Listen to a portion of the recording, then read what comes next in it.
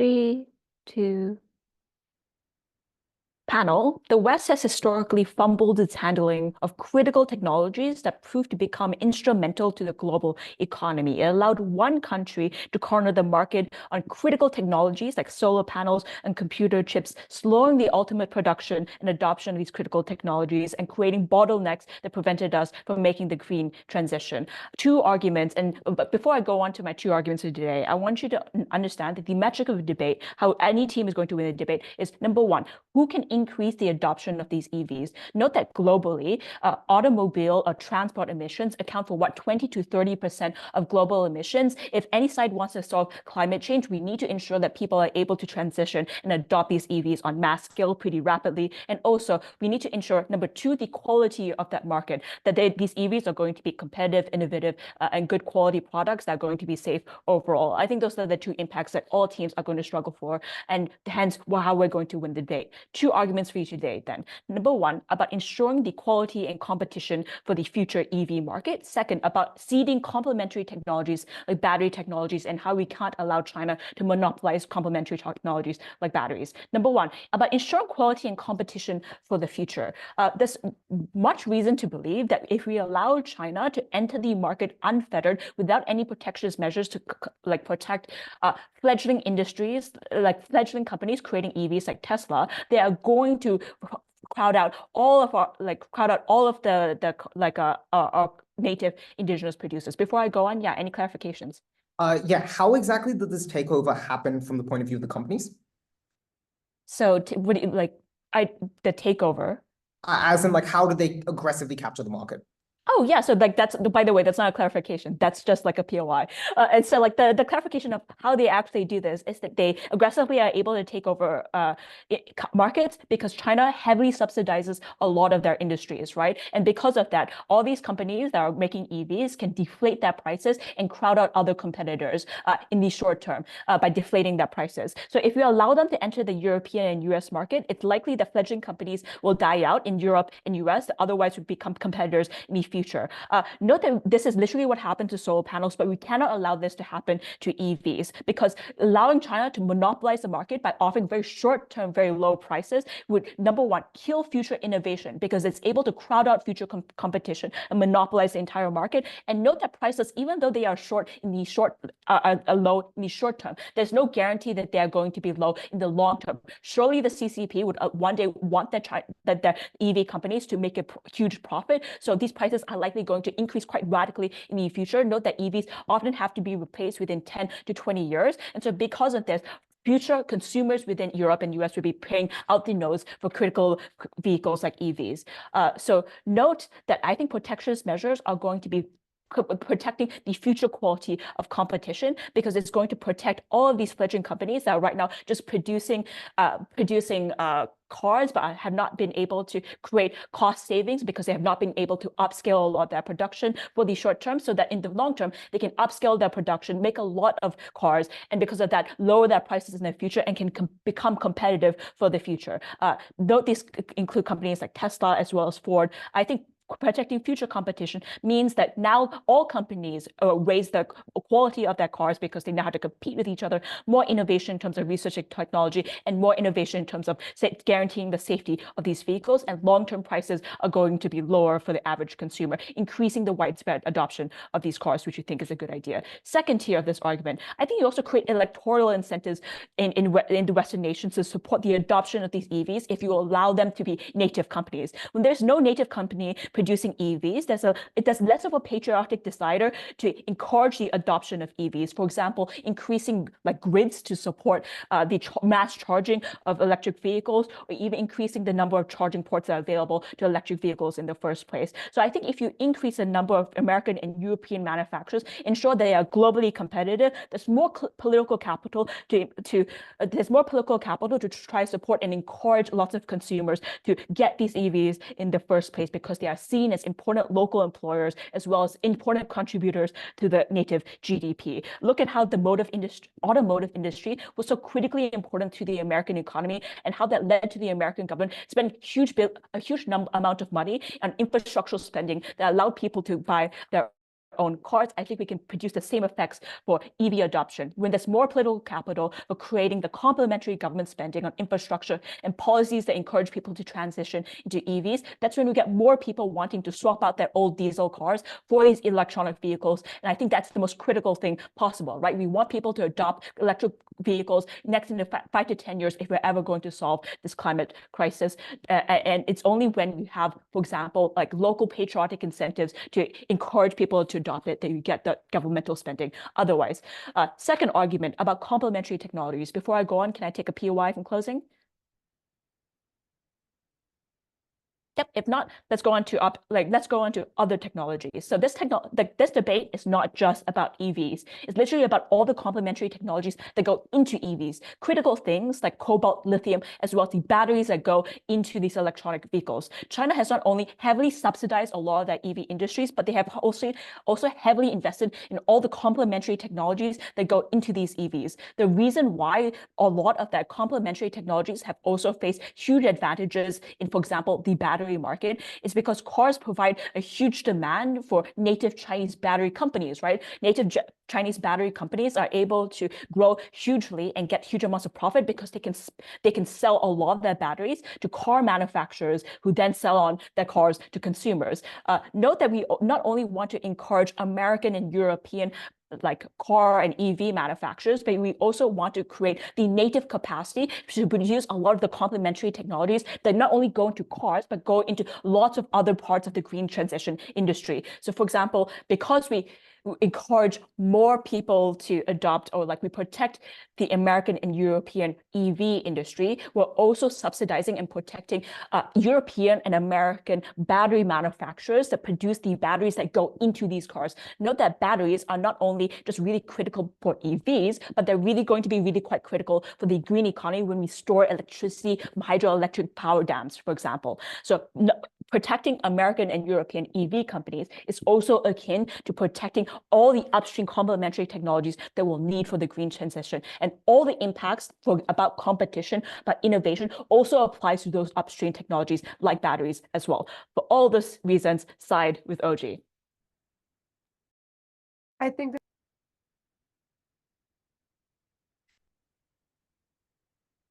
Can you hear me? yeah, you're audible. I'm going to start off with some quick framing. So obviously in the motion, it says that these EV companies are doing aggressive expansion in Western markets. We think from closing government that even if these tariffs come into place, these Chinese companies still want to sell to Western markets, even if it is more expensive for them to do so. One, it is because there are more wealthy consumers in Western markets, which means that they need to sell to somebody, as Drew says, and so they are probably still going to sell to Western markets, even if they have to cut, even if they're not going to make as much profit as they otherwise would. But secondly, because they want to compete with each other, and the way that you do that is by trying to access other foreign markets, and so they still have incentives to try and sell on Western markets. This severely mitigates OO's impact on competition, insofar as all that is required for that argument to kick in is that Western consumers have the option to access Chinese markets. But so the real difference is that local firms in the West have more time to adapt comparatively, have comparatively more breathing room. This comes as less of a shock to them. So we still get some degree of competition, and so we get the best of both worlds, right? So, and that's even if you believe OO that Tesla has some effective market monopoly, right? Like we still get some degree of competition. So that out of the way, big contribution from closing government is going to prove why this is so critically stifling for EV development in the West. So I'm firstly going to answer I'm going to prove the premise that this aggressive expansion actually does crowd out Western firms. So, in a debate about protectionism, opening government has the realization that they should run an argument about like competition, right? However, I don't think they prove it very well. So opening government says, and I quote verbatim, "We have much reason to believe that this will crowd out local producers." And then that is actually one reason, right? And the one reason is there's subsidies from China, right? I think there are two problems with this. And I think it's true. Obviously, China does subsidize them, but I don't actually think this meets the burden for two reasons. One, I think it's incredibly vague. I'm not really sure why this is sufficient for them to absolutely just crowd out everything. As I think Topoff agrees, Western governments also subsidize the EV companies, so I'm unclear why this is necessarily that comparative. But secondly, it's not really clear why this tariff is necessary now, why the current circumstances as they exist necessitate this kind of intervention. So what we're going to prove to you from Closing Government is that the current economic landscape, specifically in the West, makes it comparatively more difficult for Western companies than Chinese companies. So the economic circumstances in the West make it particularly difficult for Western firms to actually compete with these new Chinese exports. There are three things I want to talk about here. Number one, in most countries in the West, central banks are raising interest rates. So for example, the Fed in the US recently declared that they are raising interest rates. This has two implications. One, it means that companies have far more of a difficult time getting loans insofar it is more difficult because they need to pay more on loan repayments. But secondly, because it pressures investors like hedge funds to go to just government bonds because they know they're going to get a safe return and quite a large return insofar as these interest rates are going up, rather than taking the risk of investing within these companies. Versus China, which is having a deflationary problem at the moment, which is why they are trying to stimulate economic demand by cutting interest rates, which makes it way more easy for these Chinese EV companies to get access to these loans than Western companies. Secondly, it is because the Chinese government has a way easier time subsidizing these companies than do Western governments. So obviously, both governments subsidize EVs, but China has a far easier time doing it insofar as they don't face any electoral pressures. That is to say that the Chinese government can just sink billions of renminbi into particularly risky projects. They can just eat up all of those losses, even if those make losses, because they're not afraid that voters are going to backlash against them because there are no voters. Comparatively, the US government is far more scared of losing billions of dollars on investing in these companies comparatively because they think they might get booted out of government. And this is particularly in circumstances where the West, lots of Western voters think this is super woke, right? Like giving money to companies as communist and stuff like that. And particularly in a context where Donald Trump is probably going to be the next president of the United States, probably not going to do lots of state-led investment there. But thirdly, because Western EV companies just have to rely far more on private investors than the state, and private investors are far more risk averse. They put far more pressure on their investments to show a reliable return in the short term. They don't want to be afraid that they're going to lose their money in the long run, which means that they are scared from putting all of their money in these particularly risky nascent industries like EV. So this actually proves why it is the case that Western companies are at such a disadvantage vis-a-vis Chinese companies. Why is this important? Opening Government makes an argument about cost, that Chinese companies are going to raise their costs in the future. I think OO does some fair mitigation as to why that might not be as bad as Opening Government wants to say.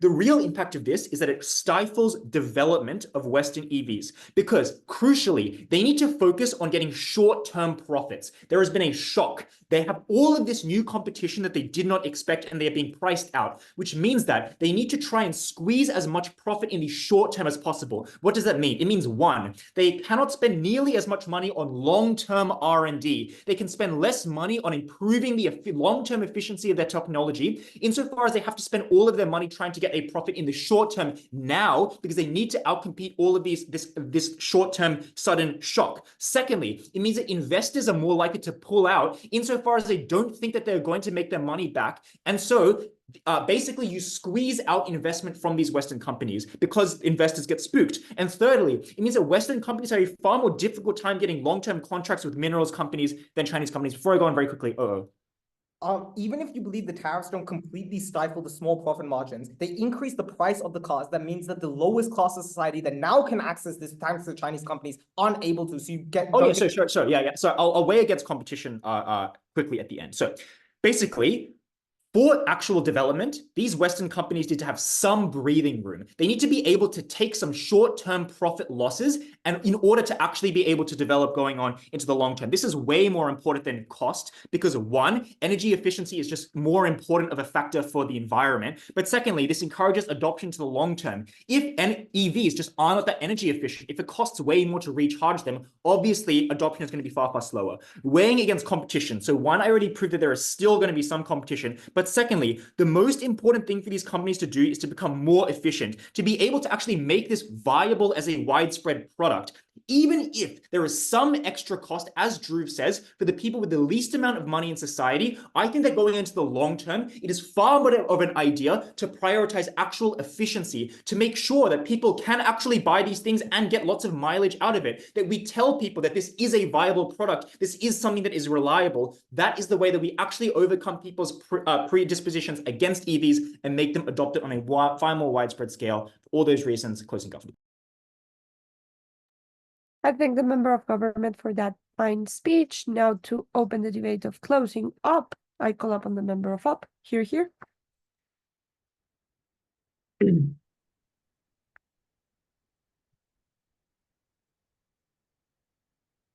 Yeah, me too.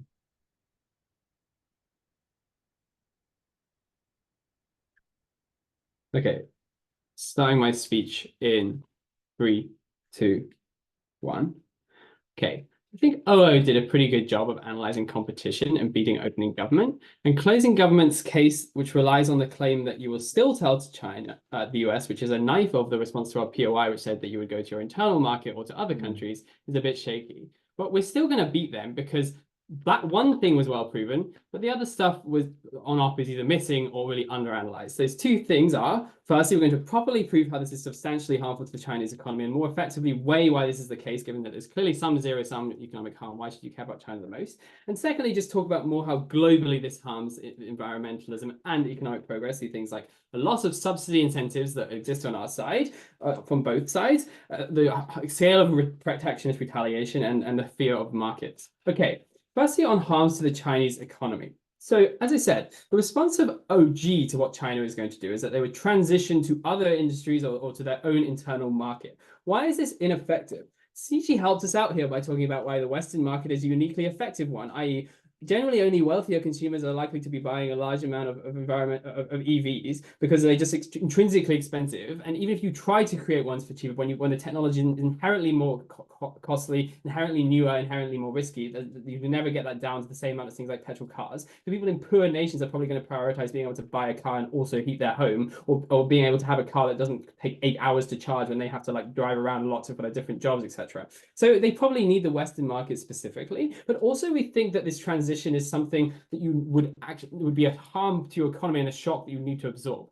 Firstly, there's already, as it said, been a concerted effort that exists for these countries to try to go towards the West. So the point where this is then shown to be a failed strategy that you have set up and is no longer going to be effective, you have things like a huge fear of investors, which is coupled from the fact that they are probably smart enough to also realize that Western people are most likely to actually buy these cars. And so they think it's probably much less of a fair investment into companies like this if they say, actually, we're going to pivot towards, like Western Africa, etc. So they're much less likely to invest in this company, but more devastatingly, you get things like investor pullout, and that tends to be a spiral effect. When there's increasing lack of confidence in that company, people tend to be reactionary in the market and go with the broad trends because it's hard to make predictions through any other metric. So these things tend to go to an extreme degree, even if it's actually overreacting to the underlying economic harm. Therefore, these companies are not likely to be able to have an effective transition, and they're going to be substantially harmed. Why can't they just be propped up by the state, which Gov says in a lot of ways? The proximity of timing is crucial here. China is right now in a massive debt crisis where they have massively overextended themselves due to things like huge amounts spending on Belt and Road Initiative in order to try to be as much of an economic and global political superpower as possible, often into projects that have turned out to not actually be that profitable, because when you just build a massive port in a country, it doesn't really help that much if they don't actually have the companies and the roads, etc., to use those ports to a substantial degree. And when your government is run by bureaucrats who are trying to impress their bosses, they often don't make decisions based on economic sense, but instead based on signaling and ideology, and are not especially rational. One place where there is clearly no competition is in a monopolistic one-party state, and therefore we think they often make bad decisions, and that's why they've ended up in a shitty economy. That's probably why they're not going to put huge amounts more money into propping up this industry more than they already do, at the point where, as I've said, it already looks like the writing is on the wall, because you have things like investor pullout, etc., and you're going to have to do this to a huge degree. They say there is cheap credit from CG, but that means there is cheap credit to invest in anything. Why would you invest in the thing that looks like it's going terribly? Why don't you just invest in an industry that actually is going relatively well in your country? Yes, their economy is overall weaker, which probably means you still get less investment even with cheap credit, right? But they probably have still still relatively more successful industries, like things like manufacturing that China has massively been doing for years and years, and the West is so reliant on that they're never going to substantially harm in just this way. So you don't get a large degree of private investment, which is what CG says. You don't get enough state investment. Therefore, they can't successfully pivot, and these companies are just largely massively fucked and substantially harm. You have things like mass layoffs, etc. Right? CG, as I said, knifes by saying actually just sell to the West still. But like, why would you be buying cars that are way overpriced because of a huge tariff on them from another country? You just haven't given any logical reason why this is the case, right? It's clearly going to hugely harm the consumption. When you have to do things like the investment of importing into the West, etc., again, you need things like investor confidence, and you need the capital, and therefore you need to have a high expectation of return. You're not going to get that when this is depressed by the fact that people don't want to buy cars that are massively ripped off in pricing, especially when OG also says that there's going to be a bunch of jingoistic stuff, which means that people are going to be pushed probably politically as well to not buy these cars, which helps with the fact that this is very unlikely to succeed in the US. So why is this a hugely devastating effect in China? As I've already said, I've given more framing than just the claim about middle income trap from OO about how they're already just currently in a huge economic crisis. And this is, if this is a major industry, this is likely to be a substantial harm and a thing that signals that this overall crisis is not being well managed by the state, which is crucial because they are the key actor that people need to have confidence in the Chinese economy, since they have so much massive amounts of power over it. But secondly, we just think it's aspects of the nature of the economy, which is also thrown out in one line by OO. Things like, for example, there is just much more people living in a very low amount of poverty, living in things like agriculture. You don't have, while it's a wealthy country, the wealth tends to be concentrated in things like cities, and it tends to be the only way that those people get the money in order to, say, eat is because they have like their child goes into the city and works in a job in a factory or an EV company, and then they bring remittances back home to their community. When they lose their job, they can't do that anymore, and people who live in extreme poverty are likely to die, or at least live a substantially worse form of life. We think comparatively we should care less about Western people who have a safety net through things like an economy that is not structured that way, that has more of a history of a welfare state, etc. I'll take OG. Yeah, so China can just hawk their cars to the consumer markets in Asia, South America, and Africa, or even the rich Gulf states that fucking love cars. Why is it the death knell for China? Respond to the reasons that we give. This is the same problem you had with OO. You can sell to your own consumer base, but you've probably already done that to a large extent where you're established, and the other states are relatively poor, and therefore you can't do this as effectively, and it's crippling your plans. Okay. How is this just harmful in a broader sense beyond this main point, which I think is crucial given that China is the most vulnerable state where people are most suffering, but also where you get environmental reform? I think OG says things that you need spillover of environmental industries in order to have things like broader industry. China has an extremely polluting economy, and this effect would be much more beneficial there in terms of harming the overall global economy versus Western economies, which are already relatively more renewable and moving towards that transition anyway. But lastly, we just think things like subsidies, etc., get much worse, right? On our side, there's still jingoism, etc., which is still an incentive to do things like subsidize Western car companies, right? On our side, that's an incentive that's very strong, as this is the only way to fight against them. Whereas on Gov side, you can do less of this because you now have the protectionist measures. We think that therefore, it is more likely on balance of probability that there's a greater degree of subsidies happening in both directions in order for both sides to remain competitive, which just leads to things like more innovation, more cheap prices, etc., that every team in this debate cares about. We've explained to you how the most vulnerable state in this debate is going to be harmed, and we've told you how overall economy will be worse. Clear, CO.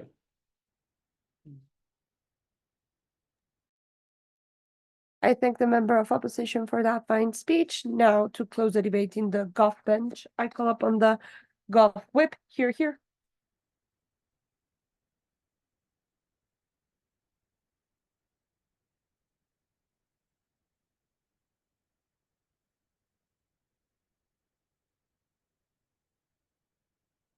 Hi, can you hear me fine? Yeah. Brilliant. 1 moment.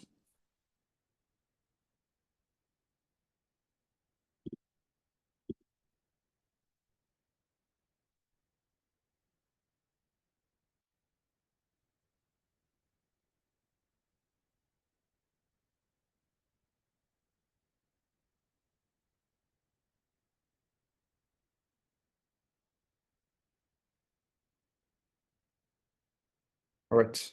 Put the POIs in the chat. I'll take opening at about 5:50.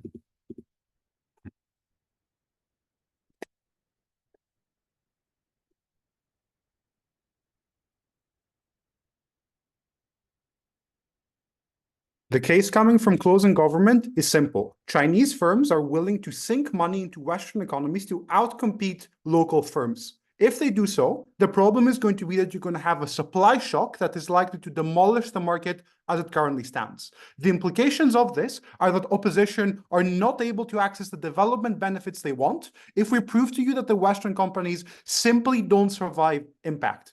What to prove to you is that if you institute reasonable protectionism, which you're likely to do, the Chinese companies are still going to want to come to your market. The only difference is that we're able to dampen the shock and make the approach of the Chinese cars more healthy. In consequence, then, we prove to you how we both get cheaper cars for people and better development. Opposition has to accept this risk. Before I move on to top half, let me first quickly deal with closing opposition. Firstly, the only response we get to our case is this idea that we're knifing our opening because of the POI they gave.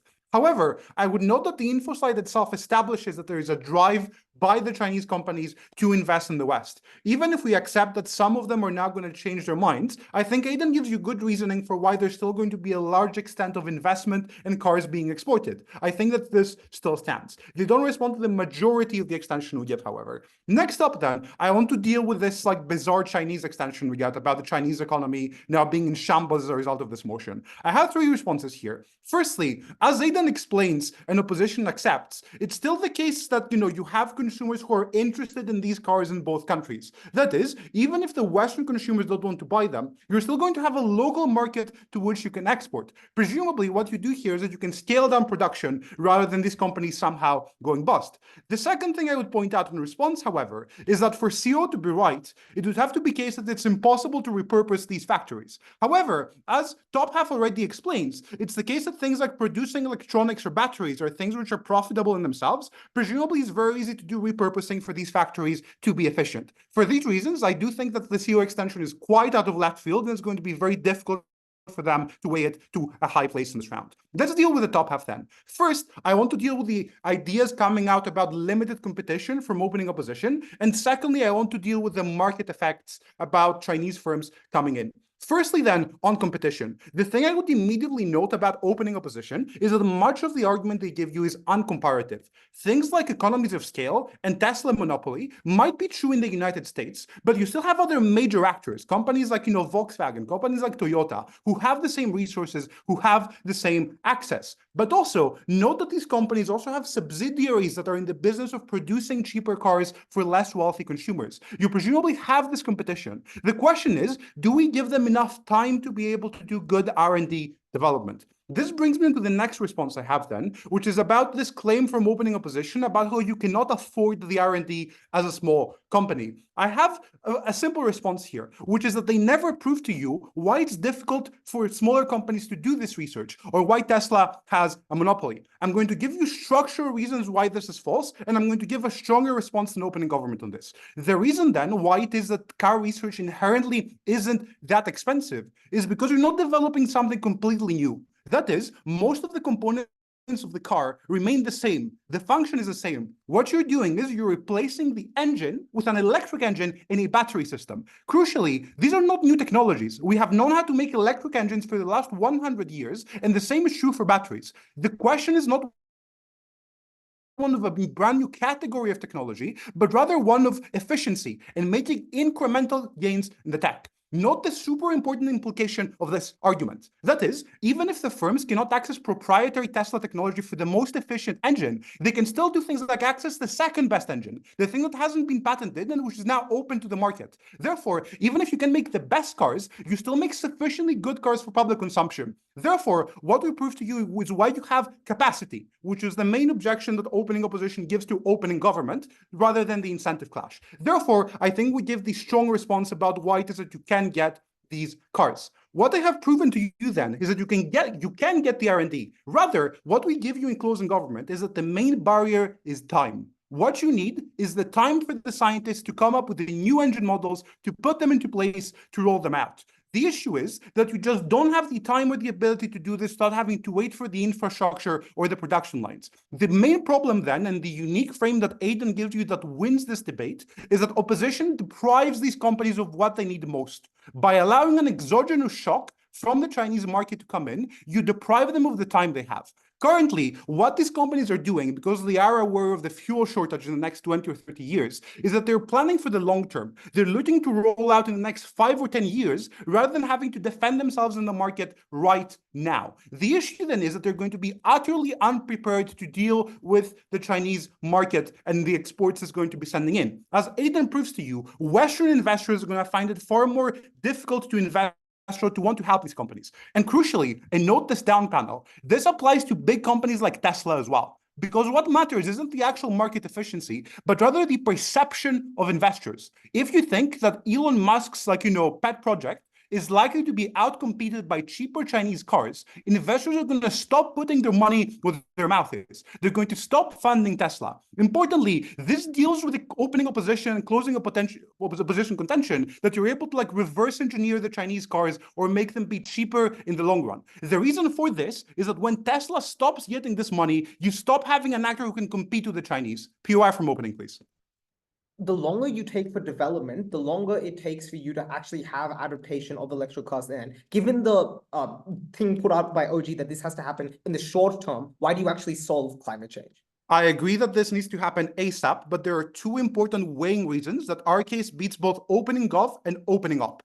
Firstly, note that it's the case that you need these cars to be energy efficient. The reason for this is that even if it's not the cars burning the fossil fuels anymore, the fossil fuels are still the way you're powering those batteries. Therefore, unless you have the time to make effective engines for these cars, they're going to be at least as bad as the cars we already have, or they might even be more wasteful at the start. We are the ones who prove to you how you do get the more research, and therefore we're logically prior on this clash. The second thing, however, on environmental protection is that in order to be able to access it, you have to demonstrate why it is that these cars are going to be accessible and cheap enough for the consumer. This is because cars have both a cost you pay when you buy it, but also the cost you have to pay for the energy to fuel it. If you don't have the infrastructure, these are going to be terribly expensive for the consumers, even if they're cheap enough to produce. We are the ones that prove why you need time and why it is that the Chinese markets are likely to harm your ability to do this well. For all these reasons, very proud to propose. I thank the Gulf Whip for that fine speech. Now to close the debate as a whole, I call upon the Up Whip here.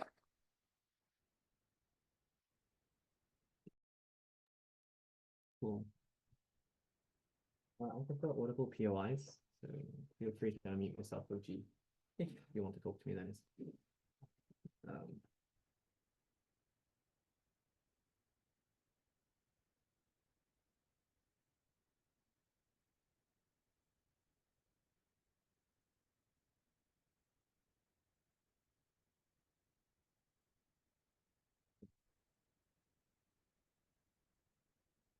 So first, I'm going to deal with the responses we get from CG and OG to the idea of the Chinese economy, impacted, then weighed. First, on the responses we get from Government Whip, we get two. One is that the local market is sufficient. This seems unintuitive. When you are preparing for an aggressive expansion, the reason you want to aggressively expand is that you see it's the only way in which you're going to increase your market productivity, i.e. you probably already saturated your local market at the point at which you're aggressively taking the risk to go into other industries. Also, secondarily, there's probably a limited market in China for electric vehicles in the first place, in the same way that the reason after the 80s, the vast amount of manufacturing went selling to the West is they'd already saturated their domestic market with their production, which is why countries tend to move abroad when they're trying to sell their products after they've sold to them. I don't think the local marketing is intuitive to anyone who has any basis of economics. The second is you can repurpose. This is true in the long run. Repurposing takes time. The reason for this is a numberfold, and this is where I get into the OG response from the POI. The first is you have a limited infrastructure in the vast majority of the global south, which means your market and demand is far lower in those regions in the short term, which means you're likely, therefore, to cut back on the amount of workers and industries that you had pre-prepared, i.e. you had built in your preparation for the aggressive expansion in the West. I.e. for all the reasons opening government argues about things like limited costs, China pre-prepared and built up their industries such that they could satisfy a massive demand and flood the market like they do in all industries and all manufacturing in the West, which means at the point at which they see they can no longer do this because the cars are significantly more expensive and there's a hesitancy about whether or not they sell, they, as a nation, as all of us are a degree of risk averse. They then pull back their industries. This looks like things like massive unemployment and layoff, and I'll weigh out why that is more important and more certain than this environmental shit that we're hearing about. Even if repurposing can happen, though, this time it takes massive time for other reasons. One, you can't just go and sell, the random guy from Indonesia an electric vehicle, because things like distribution lines produce their lines in that country, and distributions within the new country have to be set up. You have to build up the infrastructure such that you could transport that to that country, that you have someone there that can buy it. They have certainty that you're not wasting like your factory building 3 machines for 3 people and wanting demand in that country that can satisfy a long-term ambition, which is why you have trade deals that are organized in order to try to saturate away from local markets in those countries. All these things take time, and that means individuals are out of work, which is actually a certain harm that I'm going to weigh now. The thing I'm going to do first before I weigh that is explain what opening opposition don't do on this argument and why they needed to do it and why, therefore, we are analytically sufficient to beat them. They do rush at the end of DLO, the start of the claim, very good, but there are 3 things they don't satisfy as burdens. One is the argument that just came from closing government, why can't China transition quickly? I've now satisfied that burden, they didn't. Second is why manufacturing is uniquely important to them. The reason this is quite obvious, China's main advantage in the world was the fact they had cheaper labor and also cheaper production capacity, which meant the vast majority of their network is based on manufacturing, but also means their workforce is saturated in manufacturing, i.e. the workers, unlike the West, cannot transition to other types of industries, as in social economic industries, because those don't exist in a massive amount of areas, which means as soon as you lose a manufacturing job, yes, there are other manufacturing jobs there, but guess what? They're taken by other people because that's the way the industries were set up to have total maximum employable capacity, as happens in most communist systems to begin with, to be honest with you. Which means manufacturing is dominant, but there aren't other jobs you can jump into like you could in the West. And the third is why the third burden they don't meet is I can't read my handwriting, which is why China can't why can't they just do locally? And I've already argued this thing.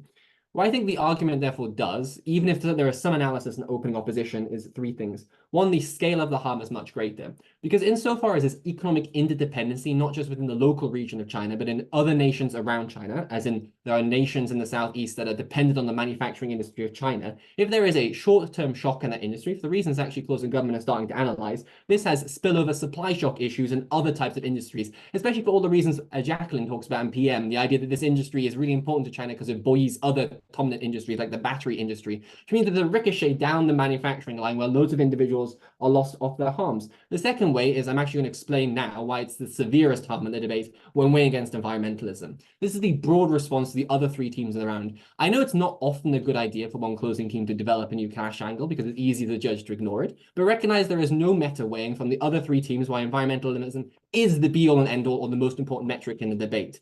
Jacklin just asserts that it is a metric. I don't know why it's the most important. Here's why it isn't. It's unclear how much selling one electric vehicle is actually going to change climate change, right? Electric vehicles are not net positive in terms of their manufacture. They require a lot of CO2 to produce in the first place, manufacturing the battery, mining up the minerals in order to do so. The fact that batteries are not renewable resources, they have to be cast away into spillovers, into things like corrosive effects to the water industries when they're deposed in Africa. All of these things have spillover environmental harms, and at most it seems net neutral, as in maybe you stop petrol combustion, but you've required a factory to produce it and distribution networks to get rid of it. So how much is the environmentalism actually affecting? Even if you don't believe that, it's unclear how much this is actually going to turn a tipping point in environmentalism to begin with. We've already surpassed the 2-degree limit. It's likely that escalations and things like droughts are happening. I'm unsure why this is going to prevent it. But economic welfare is something that is far more certain actually prevents economic stuff.